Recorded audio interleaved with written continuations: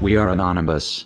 On Friday, January 27, 2017, President Trump issued an executive order suspending the Syrian refugee program and temporarily banning entries for people coming from Iraq, Iran, Libya, Somalia, Sudan, Yemen and Syria.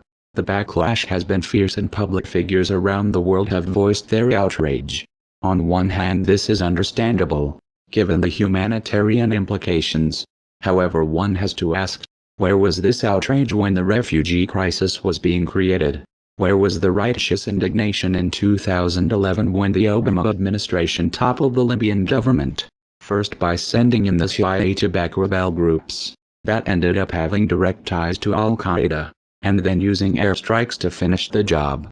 Prior to this intervention, Libya had one of the highest standards of living of any country in Africa, according to the UN. They even had free healthcare. Today the country is a failed state, plagued by ongoing violence.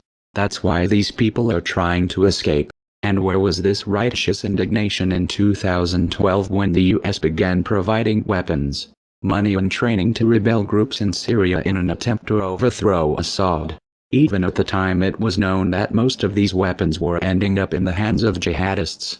And it was no secret that these groups were committing horrific atrocities. Again, why do you think these people are trying to escape?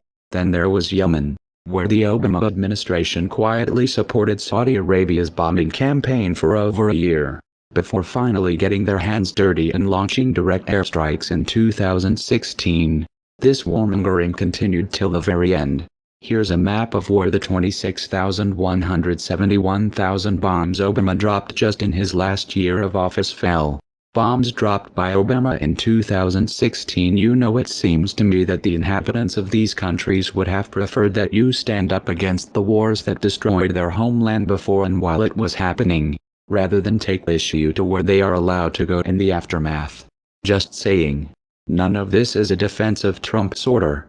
It doesn't make any sense that Iran be included on the list while Saudi Arabia, United Arab Emirates and Egypt get a free pass, especially considering that Saudi Arabia is most prolific purveyor of Wahhabi extremism in the world. That is, of course, unless you look at this through a geopolitical lens.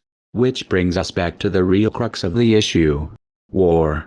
After 8 years of covering for Obama's foreign policy, the left already has a credibility problem. And the current strategy of throwing temper tantrums at Trump's each and every turn, which started before he took office, isn't helping.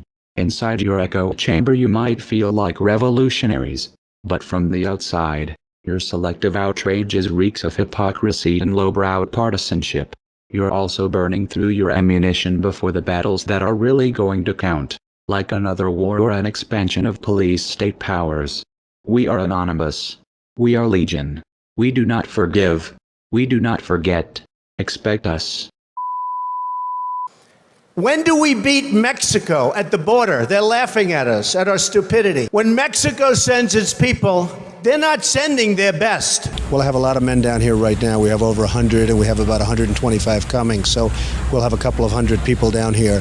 Isn't it hypocritical for you saying that illegal immigration is killing this country to be employing illegal immigrants? I read the story. And we're building a great hotel on Pennsylvania Avenue, and it's being done beautifully. And we're I'm very cognizant of that.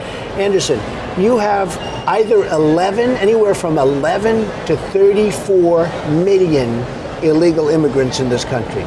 They're all over the place. Nobody knows even where they come from. They probably some from the Middle East. You don't know where they're coming from. What they say is several of the men who hail mostly from El Salvador, Honduras, Guatemala have earned U.S. citizenship or legal status through immigration programs targeting Central Americans fleeing civil wars or natural disasters. Others quietly acknowledge that they remain in the country illegally. They don't give numbers. They have to give us the names because we have, illegal, or they're not going to give you names. They have to give us the names, and I have to say this. From what I heard, and I just checked it this morning because I asked the question because I read the article also, we are absolutely in beautiful, perfect shape. Now, I wish they'd give us the names. We would get rid of them immediately. Can you guarantee that you don't have illegal or undocumented workers working for you in hotel projects or various projects? I can't guarantee it. How can anyone? We have 34 million in the country. I used to hear 11, now I hear it's 34 million. I can't guarantee anything. Donald J. Trump is calling for a total and complete shutdown of Muslims entering the United States until our country's representatives can figure out what the hell is going on. There be a database system that tracks the Muslims here in this country? There should be a lot of systems beyond database. I mean, we should have a lot of systems. And today you can do it. But right now we have to have a border, we have to have strength, we have to have a wall, and we cannot let what's happening to this country happen. But that's something your White House would like to implement. Oh, I would certainly implement that.